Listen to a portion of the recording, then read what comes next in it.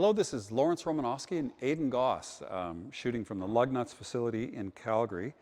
And what we have in front of us here is a super cool JDM Honda. This is a Honda Mobilio. And it is, as you can probably determine by looking at it, an extremely practical little minivan, the type of which are quite common in Japan. Honda made the Mobilio from 2001 to 2008. Let me just check that on my, 2001 to 2008. And it's part of the Honda Global Small Platform. So by platform I mean the basic chassis, transverse engine, gearbox, fuel system, all the mechanical bits. And this is shared with a Honda Fit, which is also called the Jazz in Europe. And it's also the basis for a Honda HR-V, okay? So basically it is a Honda Fit with a tall, boxier, more versatile body on it. What makes it quite interesting is the way, and I'll show you this on my iPad here, the way it's designed is, of course, you got the powertrain under the hood, but the fuel system sits underneath the front seat. Normally, where they put the fuel tank is in and around the rear axle, and that influences the shape of the load area of the vehicle. So with this global small platform, they've pushed the fuel tank forward, consolidated all the mechanicals and electrical stuff in the front.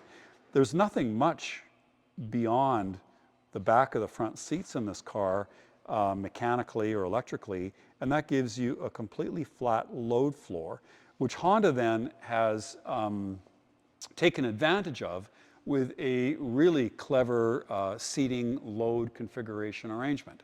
So the Honda Fit was praised because I think they called them magic seats in it, and the way you could configure the interior, and you could haul a lot bigger item than you'd ever think possible in such a small car. Well, the Mobilio takes that several steps further because it's a much taller vehicle, a much taller, boxier vehicle. So it's truly amazing how much stuff you can fit in this car, be it people or gear. Honda made the Mobilio from 2001 to 2008. They made two different versions of it for two different markets. The regular Mobilio was aimed at families. It had a different front end treatment. It had a different C-pillar treatment as well. The C-pillar in the regular Mobilio was quite a bit narrower. And they had a 7-seat version of it. And it was designed or marketed to families as a 7-seat version and a practical, kid hauler. This is a Mobilio Spike, which has a different demographic. There's only a 5-seat version, and when they made the C-pillar a lot thicker to put cabinets on the inside to help store gear. So the marketing material for the Spike shows kayaks and wetsuits and different nets and cargo configurations and so on to appeal to young, active people who were biking and climbing and so forth. So this is a Mobilio Spike. Now, there was also a facelift midway through the production cycle from 2001 to 2008, and this is the post-facelift version. So there's actually 4 different Mobilio variants: the regular, the Spike, and the pre and post facelift versions of each. This is the post facelift version of the Mobilio Spike. Okay, so mechanically, all the Mobilios have the same powertrain. This is the shared with the Fit and HR-V. It's the 1.5 liter Honda VTEC, about 109 horsepower, about the same pound-feet of torque, coupled with a CVT, constant variable transmission. Although this CVT does have 7 gear ratios programmed into it, and a mode where you can shift via paddles on the steering wheel. and engage the 7 speeds if you prefer. Otherwise, leave it in automatic and it just picks whatever the optimal RPM is. Front-wheel drive, of course, and this example wears later Honda Fit 16-inch alloy wheels with 4-season Kumho tires. The Mobilio was run until 2008, and then it was replaced with something called a Freed, and then they reintroduced the Mobilio name in 2013, but it's a much more conventional looking SUV. So the Mobilios, I think, are really quite interesting. They're only made that look like this anyway, the first generation, original generation, from 2000 to 2008. And I think as a design exercise and a packaging exercise, they're far more interesting than the later ones, or the Freed, or Honda made something called an Airwave as well. And I think they're just funky and cool and just super practical. Like if you started out and your objective was to maximize interior volume, maximize load space, and create the most flexible and functional interior for the least amount of footprint, you know, what you'd have is you'd have a tall box. You would push the small wheels out to each corner.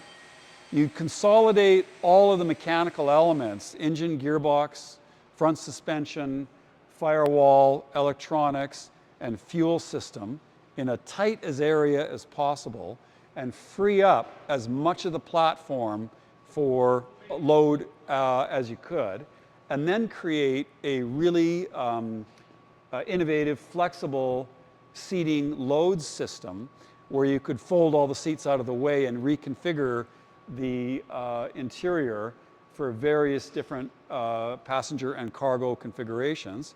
And that's what this is. And the subsequent Honda models based on this platform, or the subsequent Mobilio model, doesn't do as good a job at that as this car. And so that's why I think the original generation Mobilios from 01 to 08, no matter which variant you have, the regular, the Spike, or the pre-facelift or the post-facelift, why they're you know, quasi-collectible, I think, because they're just such a neat vehicle and an example of really forward-thinking, innovative Honda engineering at its best, that some would argue maybe the company has lost in subsequent years. So with this video, we'll go through the interior. We're going to fold all the seats around. We're going to show you how it's so clever. We're going to bring out a tape measure to show you what kind of things you can fit in this car. We'll do, you know, a walk around of the exterior and interior, looking for sort of flaws and so on. I have my paint meter, so we'll go through the paint depth, and we'll show you that it's an accident-free vehicle. We'll go through you know, each individual panel. We'll go through the inside, you know, look for stains and rips and tears. There aren't any, but we'll demonstrate that. And then we'll go underneath the car, and we'll show some photos and videos of what it looks like underneath, and then finish it up with a driving video. Maybe not all in one video, but we'll do a series of them on this car, which we think is just fantastic. I know everybody here at Lugnuts who's seen it has just been crawling through the car, and we all just think it's just super cool. An Element, Honda Element, is marketed to roughly the same demographic as the Mobilio. The Element's a larger vehicle, 2.4 liter powertrain, but this actually, I'm convinced, has more space in it than the larger Element. So you can do a lot of things with this vehicle. You know, just a people mover. You can use it as a commercial delivery van. You can, you know, haul your kids around with it and their gear, and bring your kids to hockey or soccer or whatever with all their stuff. You could use it as a camping or activity vehicle, as it's really designed to do. So we'll go through that. in this video. It's broken into sections, so you don't have to digest it all at once.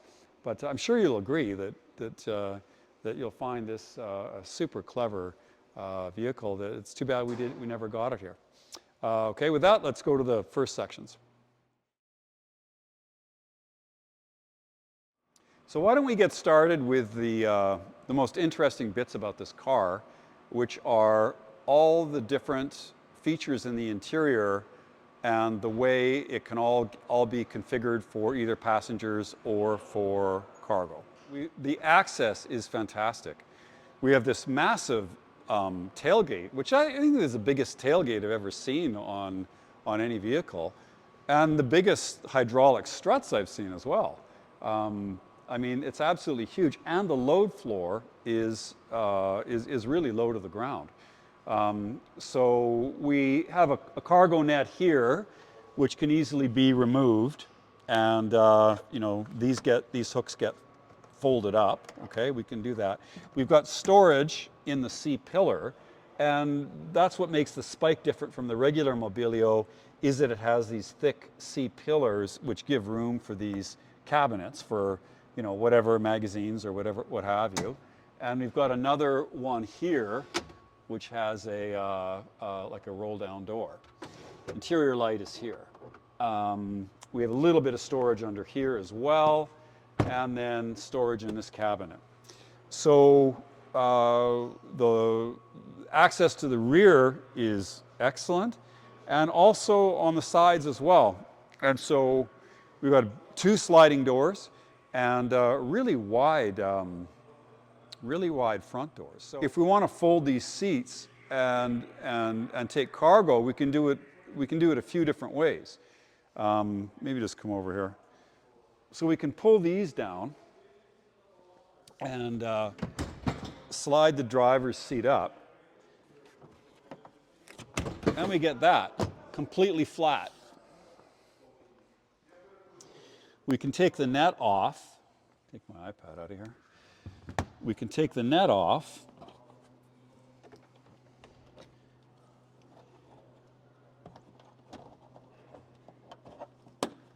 Then these get folded up.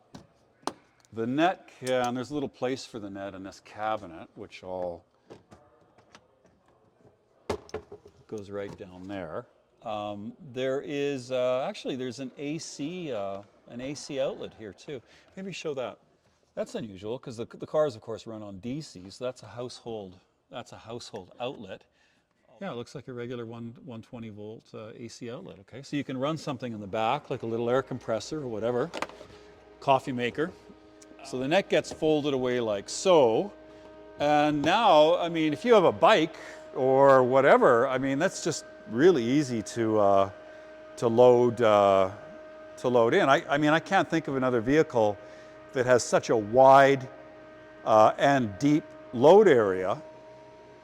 Like you know, you could fit a box in this vehicle that wouldn't fit in virtually the largest SUV just because the shape of it. I mean, so we've got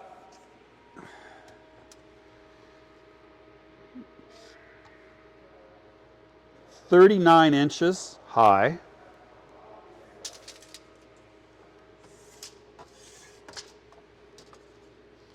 by 40 inches across,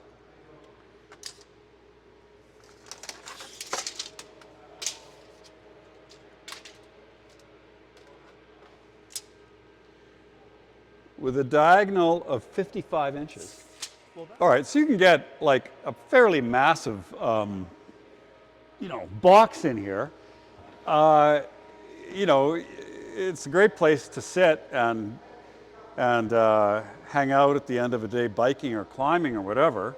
I'm over 6 feet tall, and there is enough room for me to lay down in here and sleep in here if you go camping.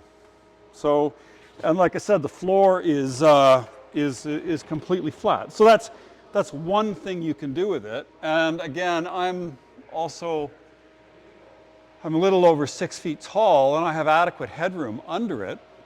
You know, if it's raining or something like that, I could hang out here. You could also get a tent or an awning to enclose the rear hatch. So, you know, if you're going camping, and you know, you want to do it economically, and you want to drive with like a 1.5 liter car that gets like 6 liters per 100 kilometers, and bring your gear and bring your bike or whatever, sleep in it, and you know, it'd be an awesome camping vehicle. Okay, so that's what one thing you can do with the rear.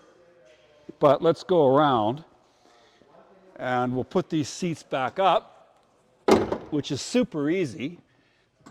And okay, you can also do that with it. You know, you've got another, you know, almost 45 inches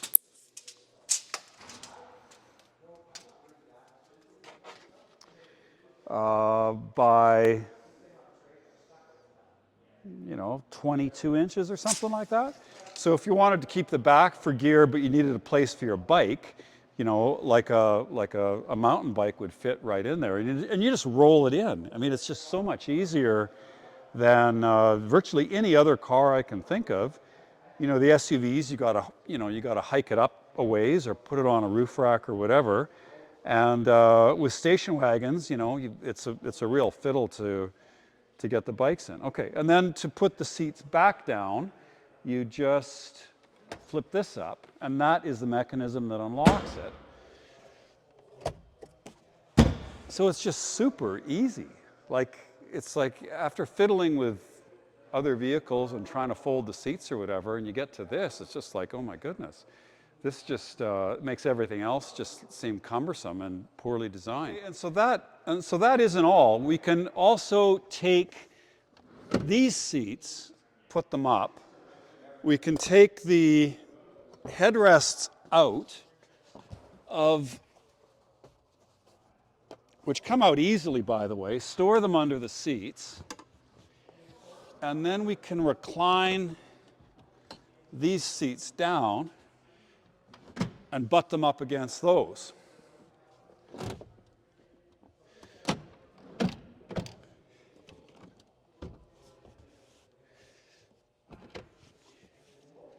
Okay, and so now we've got, well, I guess we don't need the mattress because, you know, we can, you know, sleep.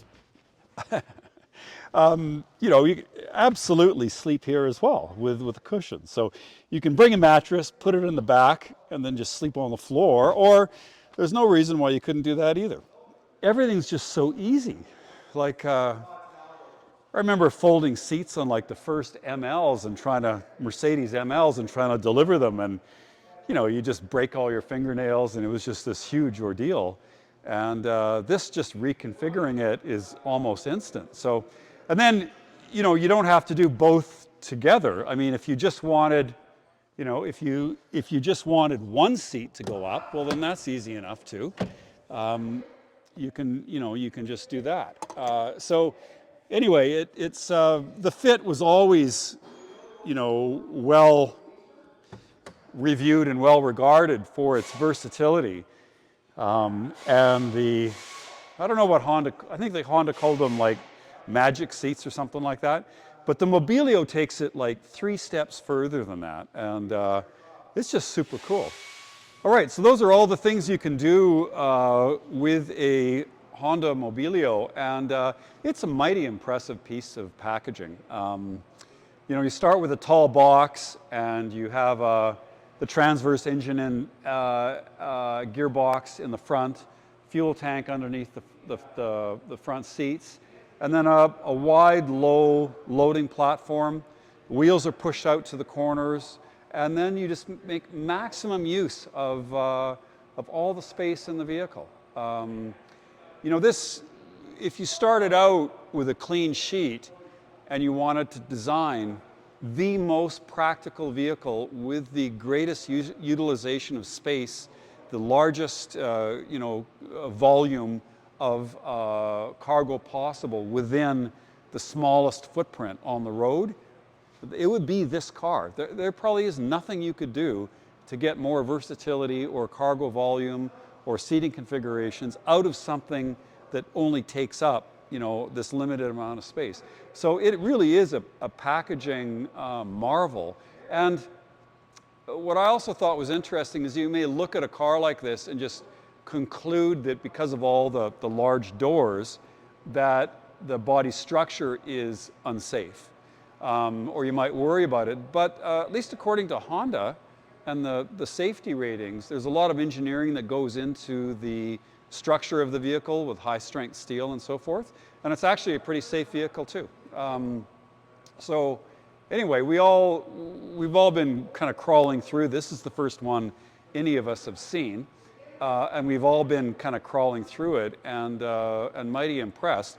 And the use for it really could be anything. I mean, it could go to the, a delivery company, commercial use, the guys who deliver food to you and so forth. I mean, it'd be a perfect car for that. If you're traveling with pets, I mean, all you have to do is lock these in place. It's super easy to do. You could put a bed in there for your pets, and especially if you have an old dog or something like that, they could get in easily. I mean, it'd be brilliant for kids doing school runs and so on, especially if they have gear. And it's just so easy to configure it in any way you want.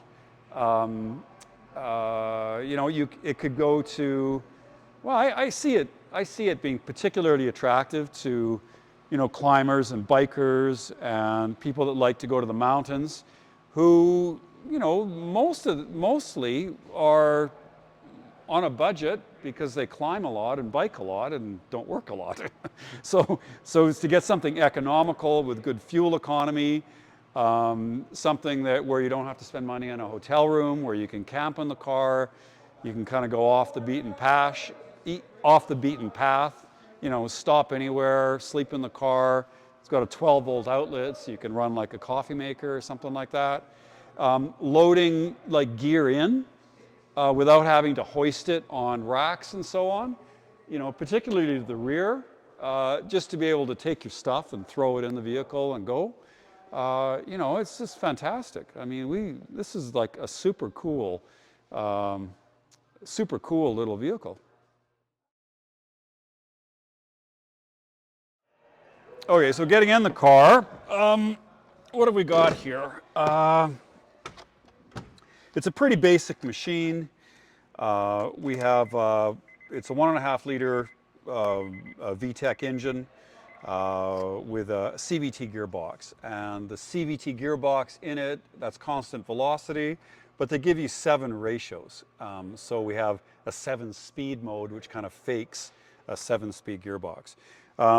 If you want, maybe get in the passenger seat here. Okay, so decent sized glove box. We've got a big parcel shelf here. We have the basic HVAC with air circulation, temperature, fan speed. The car has AC. Looks like we have heated mirrors, heated front windscreen. So that's probably a heating pad at the base of the wipers, where it heats the wipers. Hazard. Here is your automatic selector. There's a button on the side. I wonder if that's overdrive.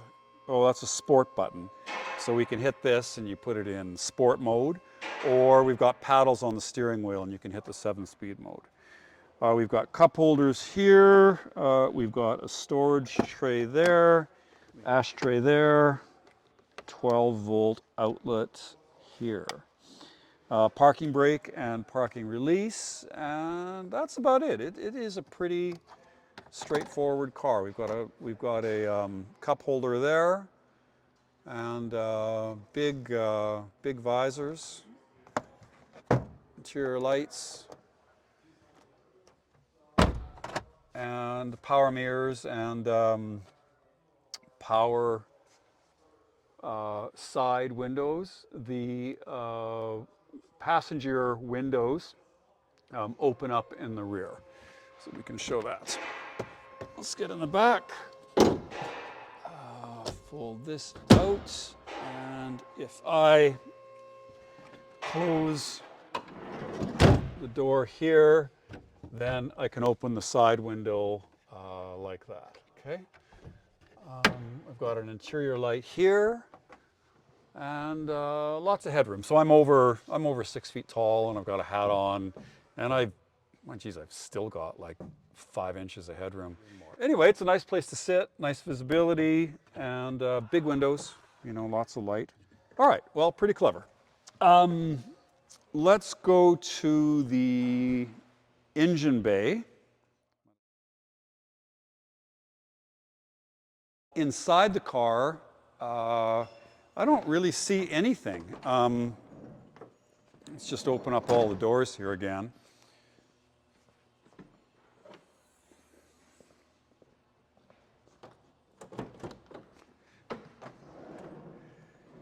You know, all the door cards look good, the switchgear looks good, there's nothing rubbing off anything. There's no, like sometimes some of these letters get worn from use.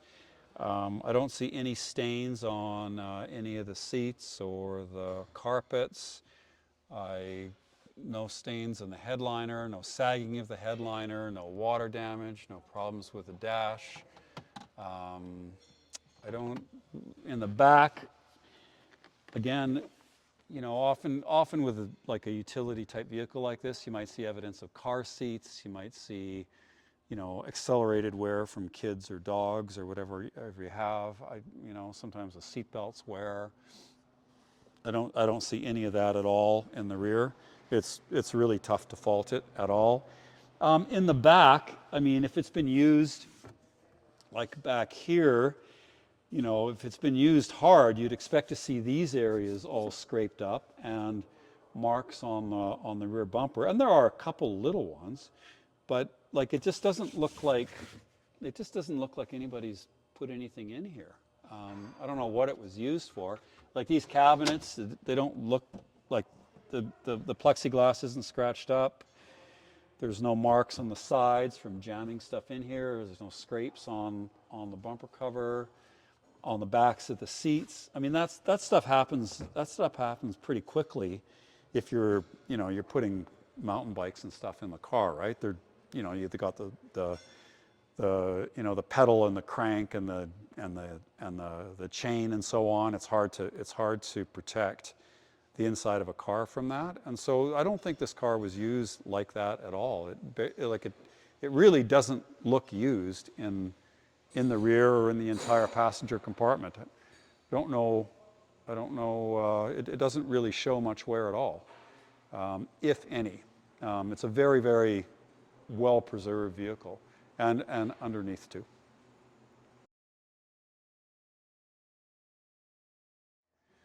Okay, so let's do a walk around of the vehicle, both in and out, this time looking for flaws or wear on the vehicle, which might be relevant. So with any Japanese vehicle, you almost never find a rock chip at all. And I don't on this one either. And so the windshield looks, I suppose there's one little pit there, tiny little pit in the windshield, and I don't see any other flaw in the windscreen of this car. I don't see any flaw in the paint, in the hood, grille, the bumpers, you know, the edges are fine. I don't even find it scratched underneath. So it's in basically perfect shape. Let's just go around the driver's side and look down the flanks. And they're perfectly smooth, no scratches, no door dings, no marks at all. It looks good. Now we have the stock wheels on this car, which were 14-inch, which actually are these right here. You can just show those. These are just steel wheels, and there's no hubcaps for them, and they're older tires. So we replaced them with later tires, 16-inch, from a Honda Fit. And they're 4x100 bolt pattern, and they have Kumo Solus 4S tires on them.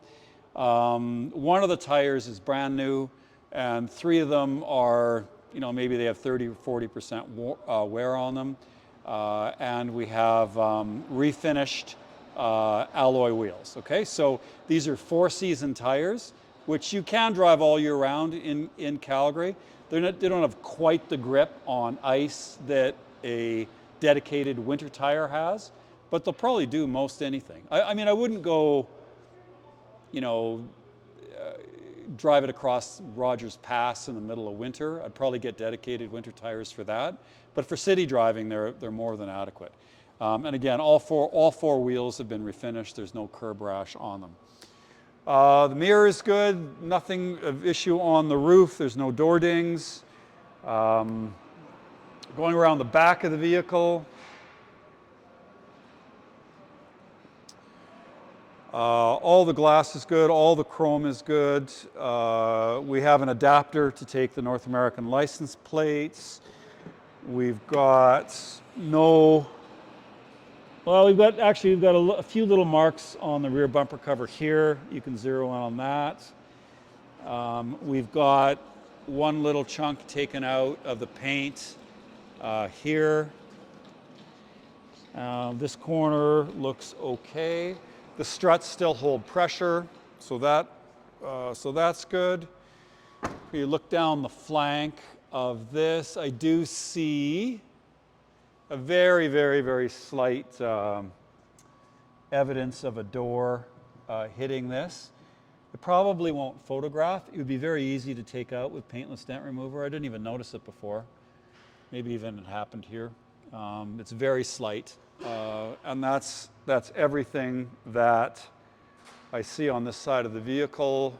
There's a little bit, looks like the clear or the top coat has delaminated on the mirror. Other than that, all the black plastic, the weather stripping, the chrome, glass, headlights, all that seems excellent. This was an auction grade 4 car, which is about as high as it gets for a used car in Japan. Paint meter, let's just start on this corner here and we'll go through the car.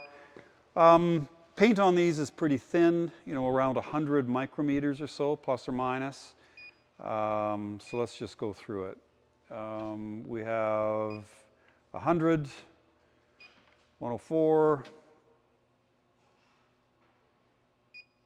78, 135, 127, 138, 125, 126, 130, 92, 76, 137, 96, 146. I mean, the paint will vary. We're talking about 0.16 of a millimeter. So the paint gets laid down, it sags, or, you know, the thickness varies just by the way the paint settles on the car. So it's never going to be exactly the same around. 155.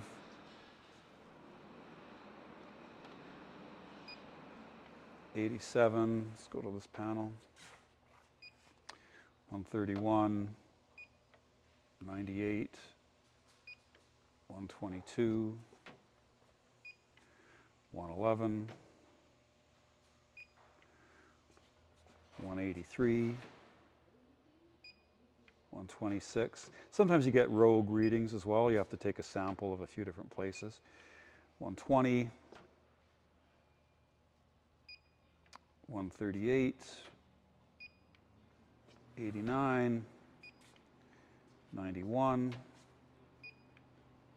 91, 143, 231, 209, 234, 217, 241, 236, 244. Okay, so the hood is thicker than the rest of the car, leading me to believe that the hood on this has been repainted. Can't tell. It's a good match, but let's open it up and take a look at the back side and see if there's any evidence. You know, so we can look at these bolts here and see if the hood has been taken off, if it's a new panel. We've got the original stickers on the hood. So this is the original hood to the vehicle. I don't believe this has ever been removed. So for whatever reason, at some time it got the hood either repainted or re-cleared. It could just be, you know, sometimes, you know, they can get contaminants in the paint or whatever, and it just wet sand it and re-clear it. And with a 200 level, 250 paint depth, 250 micrometers, it may very well be the original paint and it just has a clear on it.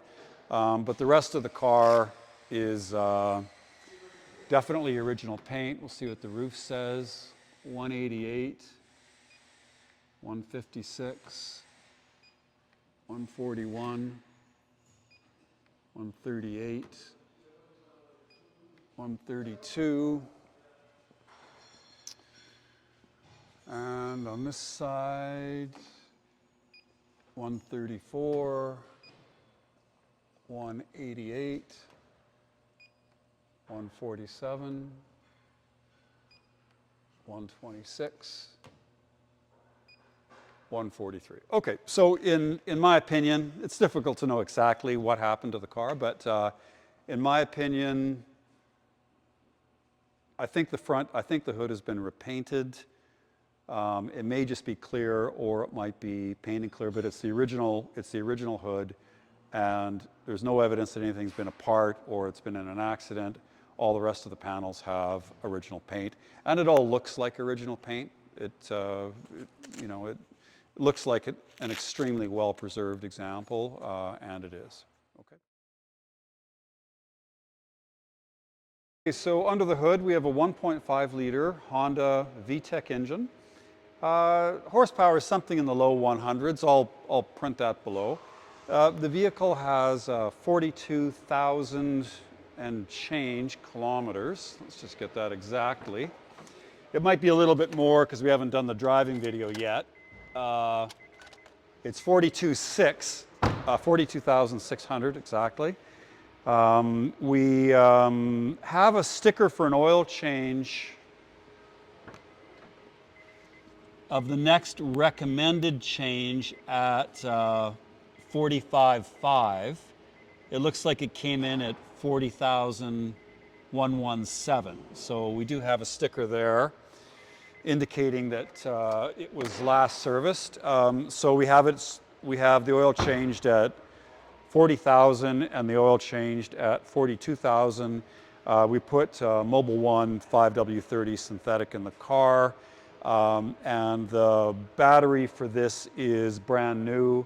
And actually, the only battery I could find with the small terminals was a gel battery, and so an expensive battery in the car. Okay, so we did the engine air filter, and that's about it. It's a Honda CVT gearbox in this vehicle, again with the kind of fake 7 speeds if you wanted to use the paddles behind the wheels. We also have some other stickers earlier on when the car was serviced. Okay, so let's go on to the 2006 Honda Mobilio Spike, have a look around at the under tray, suspension components, etc. And this is, I would say, a typical example of a JDM car, which means it is extremely clean, but let me demonstrate that. Okay, so the first thing we can look at is the bottom of the spoiler. This car has lots of ground clearance, so it's not particularly vulnerable, but still, I can't even think of the last car that I looked at that didn't have a single mark on the underside of the spoiler or the side of the bumper covers. Whoever owned this was pretty careful with it, okay? So, and there's no evidence that it's been resprayed either. I think that that's the original bumper cover. Okay, so looks brand new, basically. There's absolutely nothing to complain about there. Okay, and there's no rock chips either. In 15 years, the thing doesn't even have a single rock chip. I bought a new car a month ago, and it's already covered in rock chips in Alberta. Calgary's like the worst place to have a car. Anyway, so let's look at some of these plastic under trays, okay? So we can see if they are scraped up, and they're not, and we don't have any marks, didn't run over anything. All these are in place. We next can look at the fasteners. They'll start to corrode, and oftentimes, if the car is serviced a lot, these under trays will get taken off and not put back on properly. You know, see these plastic fasteners, they're only good for a couple times and they break and fall off. So all of those are in place. We can look at the bottom of the engine. It's had a fresh oil change, and we can look for oil leaks or leaking from power steering or brake fluid or whatever. Fresh oil and filter. Just put Mobil 030 in it. Okay, so no leaks from the gearbox, etc. We can go into the suspension. We'll look at the boots for the CVs and to see if there's any deterioration of the rubber. All that looks good. Look at some of the boots on the ball joints. No deterioration. We can look for rusty brake lines. We don't see any there. Generally, we can look for almost a complete absence of rust. I mean, that's about the worst of it on the cast iron suspension piece. But everywhere else, you know, we just have uncorroded fasteners. Okay, we can look at well, there's the, I guess that's, what we call that, a subframe. Painted black, okay, in Calgary, that would just get peppered with rock chips, and then that would all start to rust, as would all the suspension components. Even after 3-4 years, we have seized bolts and stuff from the corrosive mixture that they put on Calgary roads, but in Japan, they don't have that, and that's why, you know, all this stuff will still come undone. We can look at the exhaust pipe, just a tiny little bit of surface rust. The silencers, you know, look fantastic. They're all original. It's not an aftermarket system.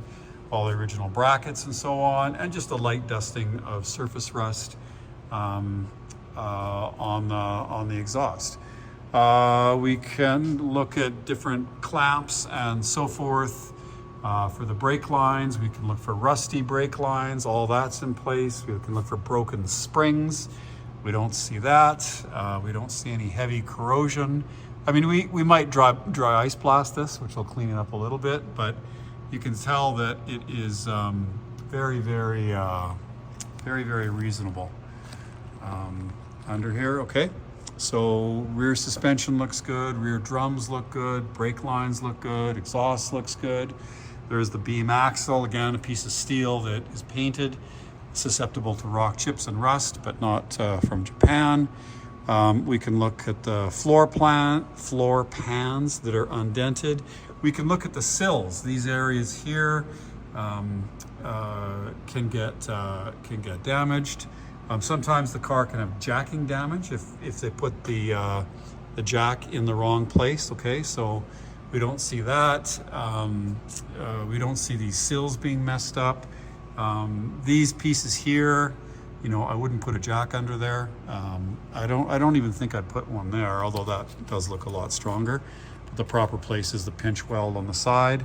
So I don't see any evidence of improper jacking, no corrosion for the brake lines. Everything looks really clean, and there's no gunk tucked up, you know, behind the in the bumper covers and stuff like you'd normally get from Calgary. It all looks good. Even these fasteners look good. You know, this car would come apart very easily. Okay, so this is typical with JDM cars. You know, in Japan, I guess not every place in Japan has moderate conditions. I know there's some snow on the upper part of it, but this is a typical JDM car where, 15 years old, 40,000 kilometers, and it still looks fantastic underneath. This would be equivalent to maybe even a 1-year-old Calgary car would have way more rock chips than this. So it's the vehicles are preserved just to a much higher state. We can look at the all 4-season tires, and there's still lots of tread left on these. I know one of these tires was brand new. I don't know which one, but anyway, all 4 tires look good as well. Okay, so that'll wrap that section of the video up. And anyway, it's a nice, very neat, clean car. These are the original 14-inch steel wheels, which came with the car, with older tires. And these ones are 2015 Honda Fit alloys in 16-inch instead of 15-inch. So it looks a lot better with these ones on. Okay. Okay, so in conclusion, we have 2006 Honda Mobilio Spike. It has 42,600 kilometers on it at the time we're viewing this. It is accident-free. It wears its original paint, as best I can determine, on every panel, apart from only the bonnet, which for some reason was repainted. It's the original bonnet. I don't believe it's ever been removed from the car. So something happened on the bonnet, and it was either repainted or recleared. Underneath is very clean, as you might expect from a 40,000 kilometer Japanese car. Inside is spotless. Their seats, dashboard, headliner, door cards, etc., are all in almost look new.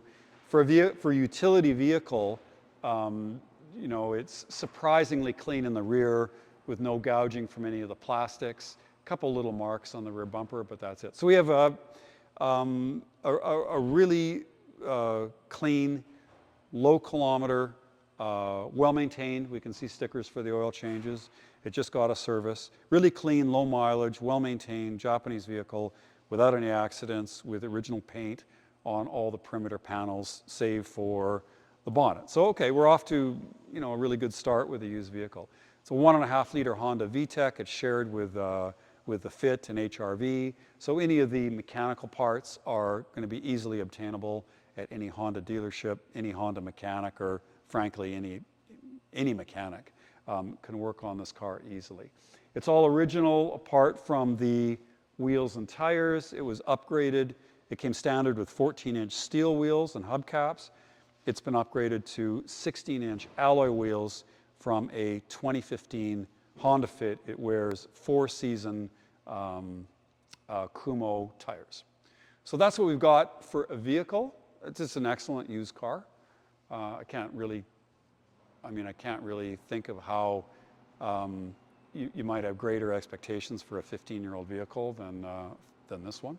And then we have an unusual vehicle that is the Mobilio Spike that was never sold in North America. It's a JDM only car, right-hand drive, of course, and we just never got it. And as I've described in the sections, the seating configuration, the way you can fold the seats, the size of the doors, the size of the aperture where you can fit like a large box in, how you can reconfigure the car for passengers or cargo in any number of ways. The extra storage it has for gear, for hooks for hanging wet clothing or whatever it is. The really large tailgate that could be used as shelter. You could put an awning over it. You could extend a tent. You can sleep in the car. There's any number of practical uses, from outdoor activities to hauling kids around to light duty commercial work or whatever. It's just a super cool thing and an excellent example of that. And this car just makes all kinds of sense, and is basically, I would say, in my opinion, like a design masterclass in packaging and space efficiency. So with that, Lawrence Romanosky and Aidan Goss from Calgary, Canada. This is our 2006 Honda Mobilio Spike. Super clever little car. Thanks for viewing, and please like and subscribe.